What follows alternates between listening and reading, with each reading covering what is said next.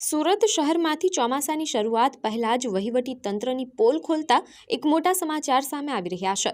સુરત મહાનગરપાલિકા દ્વારા દર વર્ષે ચોમાસા પહેલા કરોડો રૂપિયાના ખર્ચે કરવામાં આવતી પ્રી મોન્સૂનની કામગીરી સામે સ્થાનિક લોકોએ અનેક ગંભીર સવાલો ઉઠાવ્યા છે। સુરત શહેરમાં ગઈકાલે મોડી રાત્રે માત્ર એક સામાન્ય વરસાદી ઝાપટું પડ્યું હતું, પરંતુ આટલા સામાન્ય વરસાદમાં જ સુરતના ઉધના વિસ્તારમાં આવેલા ભીમનગરના ગરનાળામાં વ્યાપક પ્રમાણમાં પાણી ભરાઈ ગયા હતા। આ મહત્વના અંડરપાસમાં પાણી ભરાઈ જવાના કારણે ત્યાંથી પસાર થતા સેંકડો વાહન ચાલકો કલાકો સુધી અટવાઈ પડ્યા હતા અને તેમની મુશ્કેલીઓમાં ભારે વધારો થયો હતો।